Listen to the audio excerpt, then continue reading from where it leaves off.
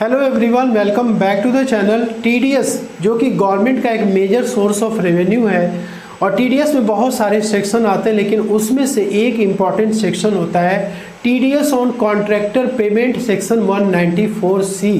अब देखिए, आज के समय में ना किसी के पास इतना टाइम नहीं है, चाहे कोई बिजनेस कर रहा हो या कोई प्रोफेशनल्स हो, कोई कंपनी हो, ये अपना ज़्यादातर काम क्या करते हैं, आउटसोर्स कर देते हैं, कॉन्ट्रैक्ट पे कराते हैं।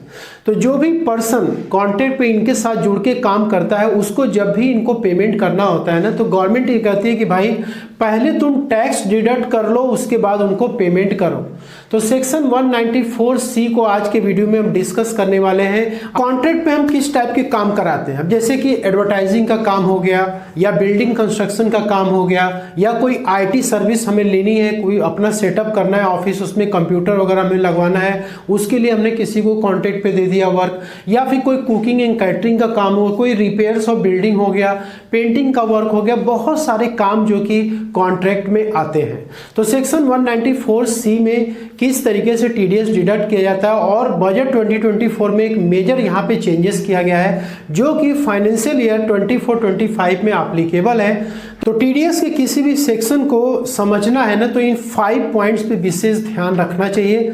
तो सेक्शन 194C में इन 5 पॉइंट्स को हम कवर करेंगे। सबसे पहला यहाँ पे पॉइंट ये है डिडक्टर।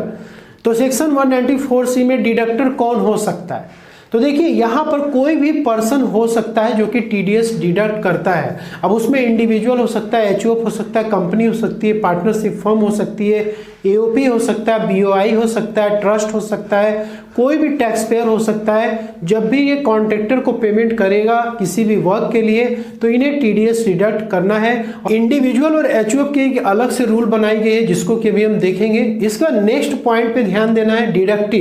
डिडक्टी में कौन पर्सन आ सकता है जिसका कि टीडीएस डिडक्ट किया जाता है? अब इसमें कोई भी रेजिडेंट पर्सन आ सकता है जो कि इंडिया का रेजिडेंट हो, और इसमें कोई भी नॉन रेजिडेंट नहीं आया। अब यहाँ पे बात करते हैं नेचर ऑफ पेमेंट। अब नेचर ऑफ पेमेंट का मतलब क्या हुआ? जैसे आपको कोई भी काम कराना है, मान लीजिए बिल्डिंग कंस्ट्रक्शन कराना है आपको, तो आप क्या करेंगे, किसी कॉन्ट्रैक्टर के साथ आप एग्रीमेंट करेंगे। अब वो कॉन्ट्रैक्टर क्या करेगा, किसी दूसरे पर्सन के साथ एग्रीमेंट कर लेगा, जिसको कि सब कॉन्ट्रैक्टर भी कहते हैं। मान लीजिए कि बिल्डिंग कंस्ट्रक्शन होना है, ठीक है। अब ये भाई साहब को वर्क मिला हुआ है, ये पूरा कंस्ट्रक्शन कराने का, पूरा ये सब सेटअप वगैरह कर चुके हैं अपना, ठीक है। बिल्डिंग में धीरे धीरे तैयार हो रही है। अब यहाँ पे कुछ और भी इनको काम कराना है, लेकिन इनके पास रिसोर्सेज नहीं है। तो रिसोर्सेज नहीं, तो ये क्या करेंगे, यहाँ पे जो ये पर्सन खड़े हैं इनके साथ ये कांटेक्ट करेंगे कि भाई ऐसा है ना कि हमें इस पार्टिकुलर बिल्डिंग में ना पूरा इंटीरियर का काम कराना है, और वो भी कॉन्ट्रैक्ट पे कराना है। तो इनको तो मेन काम इस बिल्डिंग का मिला हुआ है, लेकिन इंटीरियर के काम के लिए किसी दूसरे को हायर कर रहे हैं, तो वो व्यक्ति क्या कहलाएगा, सब कॉन्ट्रैक्टर कहलाएगा। तो इसमें चाहे कॉन्ट्रैक्टर को पेमेंट किया जाए या सब कॉन्ट्रैक्टर को पेमेंट किया जाए, सेक्शन 194C में टीडीएस को डिडक्ट करना जरूरी होता है। इसके बाद होता है टाइम ऑफ डिडक्शन। टीडीएस हमें कब डिडक्ट करना है? तो जब भी आप कॉन्ट्रैक्टर के अकाउंट को क्रेडिट करें, या फिर जब उसको आप चेक या डिमांड ड्राफ्ट इशू करें, जिस डेट को इशू करें, या फिर जिस डेट को आप एक्चुअल में पेमेंट करते हैं, कैश में पेमेंट करें, चाहे जिस भी माध्यम से करें, दोनों में से जो सबसे पहले होगा डेट, उसी डेट पे टीडीएस डिडक्ट करना है।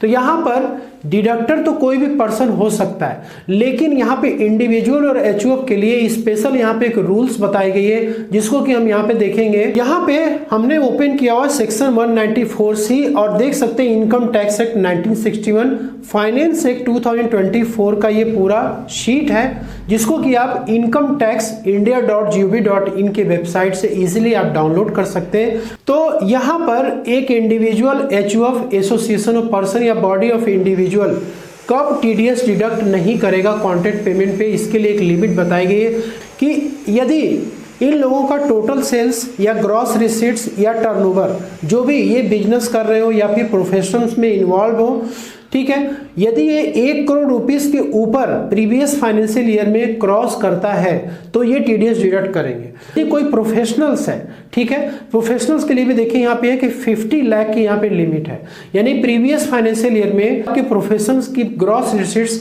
50 लाख के ऊपर क्रॉस करती है, तो उस केस में आप टीडीएस 194C में डिडक्ट करेंगे। इसके बाद है कि time of TDS.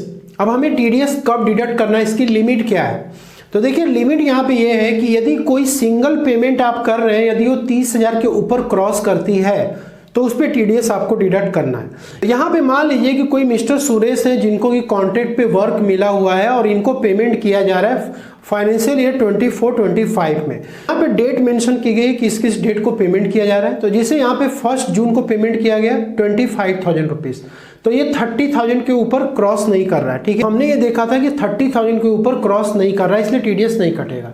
Second payment भी किया गया, ये 30,000 रुपीज़ किया गया, अगेन ये 30,000 के ऊपर क्रॉस नहीं किया सिंगल पेमेंट, तो टीडीएस नहीं कटेगा। इसके बाद नेक्स्ट डेट पे देख सकते हैं, ये भी 25,000 है, यहाँ भी टीडीएस नहीं कटेगा। इसके बाद फिर नेक्स्ट डेट को देख सकते हैं, यहाँ पे 28,000 किया गया है, यहाँ भी नहीं कटेगा। मिस्टर सुरेश का जो फाइनेंशियल 24-25 में जो पेमेंट यहाँ पे किया गया है, इसको क्या करेगा, वो टोटल करेगा। अब जैसे मान लीजिए कि लास्ट पेमेंट है, ठीक है, मान लेते हैं कि इनका कॉन्ट्रैक्ट हुआ और ये लास्ट है, ठीक है, तो इन्होंने क्या किया, एग्रीगेट कर लिया। एग्रीगेट जब किया तो देखा कि भाई 1,08,000 रुपीज़ इनका टोटल आ रहा है, ठीक है, तो यहाँ पे क्या होगा, अब ये 1,00,000 रुपीज़ के ऊपर क्रॉस कर चुका है, तो क्या होगा, टीडीएस यहाँ पे 1% के रेट से डिडक्ट होगा। ठीक है, तो ये 1080 टीडीएस का अमाउंट हो जाएगा जो कि गवर्नमेंट के अकाउंट में डिपॉजिट किया जाएगा इनके पैन के अगेंस्ट में। मिस्टर सुरेश का जो लास्ट पेमेंट है वो है 28,000 रुपीज़ का, तो ये टीडीएस यहाँ पे कैलकुलेट किया गया और इसमें से इसको माइनस कर दिया जाएगा, तो इनको नेट पेमेंट 26,920 का किया जाएगा। तो ये आपको मैं समझता हूँ कॉन्सेप्ट ये क्लियर हो गया कि कब टीडीएस यहाँ पे डिडक्ट होगा और कब नहीं होगा। यहाँ पे लिमिट देखने के बाद अब किस रेट से टीडीएस डिडक्ट करना है आपको, तो यहाँ भी इंपॉर्टेंट है कि जैसे मान लीजिए कि यदि कोई इंडिविजुअल और एचयूएफ को आपने हायर किया हुआ है, ठीक है, एज ए कॉन्ट्रैक्टर हायर किया हुआ है, तो उस केस में क्या होगा, 1% के रेट से टीडीएस डिडक्ट होगा। लेकिन अदर्स के केस में, ठीक है, कोई कंपनी है, पार्टनरशिप फर्म है, एलएलपी है, ठीक है, या फिर कोई other cooperative society, body of individual, कोई भी हो, तो उस केस में 2% का रेट यहाँ पे एप्लीकेबल है। अब यहाँ पे देखिए इंपॉर्टेंट ये है कि यदि कॉन्ट्रैक्टर का आपके पास पैन नंबर अवेलेबल नहीं है, दूसरा सिनारियो ये हो सकता है कि उसका पैन नंबर आपके पास अवेलेबल हो सकता है लेकिन वो आधार से लिंक नहीं है, यानी उसका पैन क्या है, नॉन ऑपरेटिव की कैटेगरी में चला गया, तो इन दोनों ही केस में जो टीडीएस डिडक्ट होगा 20% के रेट से होगा। इसके बाद इंपॉर्टेंट यहाँ पे ये होता है कि जो भी हम वर्क दे रहे हैं कॉन्ट्रैक्ट पे,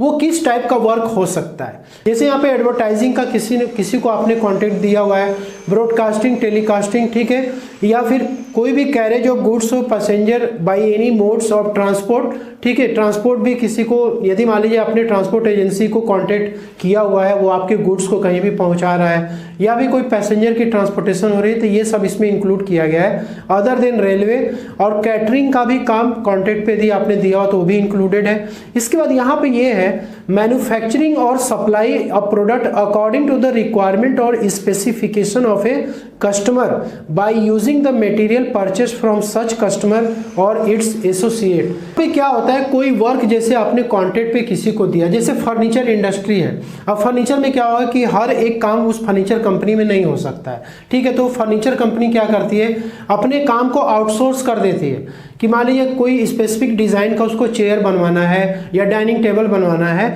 तो उसने क्या किया, किसी दूसरे पर्सन को, क्योंकि उसके पास रिसोर्सेज अवेलेबल है, तो उसने कॉन्ट्रैक्ट पे उसको दे दिया, मटेरियल ये खुद सप्लाई कर रहा है, ठीक है, और ये जो है बता भी रहा है उस पर्सन को, यानी जॉब वर्कर को बता रहा है कि भाई आपको किस डिज़ाइन का आपको चेयर बनाना है और डाइनिंग टेबल बनाना है, सब कुछ बता देता है। यहाँ पे क्या हो रहा है, जो भी आप मैन्युफैक्चरिंग कर रहे हैं या सप्लाई कर रहे हैं प्रोडक्ट को अकॉर्डिंग टू द रिक्वायरमेंट और स्पेसिफिकेशन ऑफ ए कस्टमर, ठीक है, जो भी जॉब वर्कर है वो क्या कर रहा है, उसको मैन्युफैक्चर कर रहा है टेबल को, चेयर को, ठीक है, किसके अकॉर्डिंग, जो कि सामने वाली पार्टी है उसके अकॉर्डिंग, और मटेरियल भी वहीं से ला रहा है।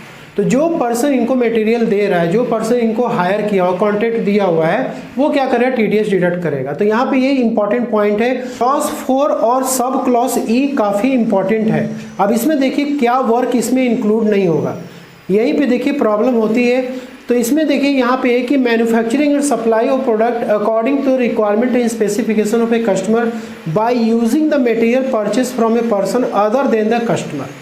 अब यहाँ पे जो जिस पर्सन को आपने काम दिया हुआ है वो आपका काम तो कर रहा है लेकिन मटेरियल आप नहीं दे रहे हैं उसको, ठीक है, आपने उसको हायर तो किया लेकिन मटेरियल नहीं दे, मटेरियल वो कहीं और से परचेस कर रहा है। तो फिर ऐसे केस में क्या होगा, वो सेक्शन 194C में इंक्लूड नहीं होगा। इस प्रकार का केस देखिए लिखा हुआ है बट डज नॉट इंक्लूड, मतलब ये 194C का जो वर्क है इसमें इस तरीके के वर्क इंक्लूड नहीं किए जाएंगे। या फिर कोई सेक्शन 194J का यदि केस है, fees for technical and professional services, तो वो भी 194C में इंक्लूड नहीं होगा, वो 194J में इसका पेमेंट TDS जो है डिडक्ट किया जाएगा। देख सकते हैं कि पर्सन में भी क्या इंक्लूड है, कौन पर्सन TDS डिडक्ट कर सकता है। तो यहाँ पे देखिए central government, state government, local authority, ठीक है, कोई कॉरपोरेशन है, कंपनी है, कोऑपरेटिव सोसाइटी है, ठीक है, ये पूरी लिस्ट यहाँ पे दी हुई। कोई ट्रस्ट है, यूनिवर्सिटी है, जिसके ऊपर जो एप्लीकेबल होगा उसके अकॉर्डिंग TDS यहाँ पे 194C में डिडक्ट किया जाएगा। यहाँ पे रेट भी देखिए मेंशन किया गया है, जो मैंने आपको बताया था 1% और 2% का रेट एप्लीकेबल है। तो स्पेसिफिकली मेंशन है कि कोई भी पर्सन यदि किसी पर्सन को पेमेंट कर रहा है टू एनी रेजिडेंट, कोई भी रेजिडेंट पर्सन को आप पेमेंट कर रहे हैं, किस लिए, कोई भी कॉन्ट्रैक्ट का वर्क को कर रहा है, including supply of labour for carrying out any work. यदि कोई व्यक्ति केवल लेबर की सप्लाई कर रहा है तो उस केस में भी ये एप्लीकेबल होगा। यहाँ पे जो बजट 2024 में जो इंपॉर्टेंट चेंज किया गया वो क्या है, देखिए कभी कभी कुछ वर्क के लिए इनवाइसेस जो भी रेस की जाती हैं, कुछ काम होते हैं जो विथ मटेरियल मतलब कॉन्ट्रैक्टर को दे दिया जाता है, कुछ काम होते हैं केवल लेबर सप्लाई के लिए दिया जाता है। तो यहाँ पे इसके लिए इंपॉर्टेंट अमेंडमेंट क्या है, on the invoice value excluding the value of material if such value is mention separately in the invoice.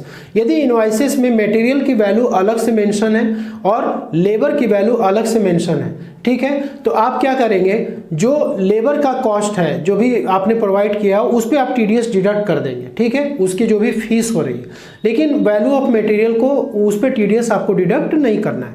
लेकिन इनवाइस जो रेस किया जा रहा है यदि उसमें वैल्यू ऑफ मटेरियल को सेपरेटली मेंशन नहीं किया गया, if the value of material is not mentioned separately in the invoice then on the whole of the invoice value, उस केस में क्या करना है आपको, जो TDS डिडक्ट करना है वो पूरे इनवाइस वैल्यू पे डिडक्ट करनी है। यहाँ पे देखिए एक इंपॉर्टेंट चेंज ये भी है कि नो इंडिविजुअल और HUF family shall be liable to deduct TDS on the sum paid और credited to the account of the contractor where such sum is credited और paid exclusively for personal purpose of such individual और any member of HUF। यदि आप individual और HUF हैं, आपने किसी को कोई वर्क दिया हुआ है कॉन्ट्रैक्ट पे, ठीक है, लेकिन आप अपने पर्सनल पर्पस के लिए करा रहे हैं, मान लीजिए आप अपने बिल्डिंग कंस्ट्रक्ट करा रहे हैं और आपने किसी को जो है उसका काम दिया हो, तो ऐसे केस में आपको TDS डिडक्ट नहीं करना है, ठीक। और ये जो आपको मैंने 30,000 की लिमिट बताई थी यहाँ मेंशन है, 1 लाख की लिमिट जो मैंने आपको बताई थी ये भी यहाँ पे मेंशन किया गया है। इसे कॉन्ट्रैक्टर जो कि प्लाइंग, हायरिंग और लीजिंग ऑफ गुड्स कैरेज के बिजनेस में इन्वॉल्व है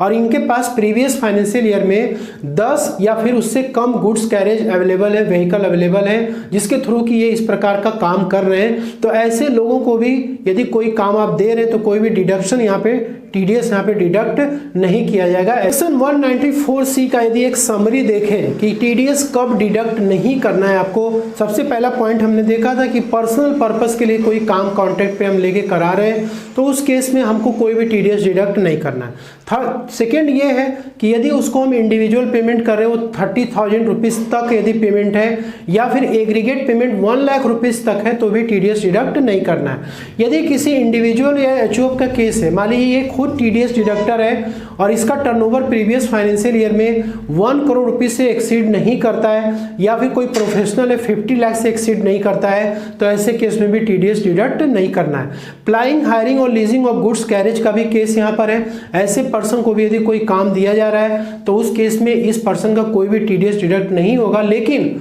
ये इंश्योर कर लेना है कि उस पर्सन का जो प्रीवियस फाइनेंशियल ईयर में जो गुड्स कैरेज अवेलेबल है उसके पास वो 10 या उससे कम होना चाहिए, ठीक है। इसके बाद material value mention separately in the invoice, यदि इनवाइस में मटेरियल की वैल्यू सेपरेटली मेंशन है तो उस पर TDS नहीं कटेगा, सिर्फ और सिर्फ जो सर्विसेज आपने दी है, लेबर की सप्लाई की है, उस पर TDS डिडक्ट किया जाएगा। आपको सेक्शन 194C का जो TDS ऑन कॉन्ट्रैक्टर पेमेंट का कॉन्सेप्ट है वो क्लियर हो गया होगा। इसके अकॉर्डिंग ही आपका जो भी डिडक्टर है वो TDS डिडक्ट करेगा, गवर्नमेंट को डिपॉजिट कराएगा और इनकम टैक्स रिटर्न फाइल करते समय आप इसका क्रेडिट अपने ITR में इनकम को शो करके आप इसका क्लेम कर सकते हैं। तो होप कि आपको वीडियो में दी गई जानकारी पसंद आई होगी। वीडियो अच्छी लगी लाइक शेयर जरूर करिएगा। मिलते हैं नेक्स्ट वीडियो में, तब तक के लिए जय हिंद जय भारत।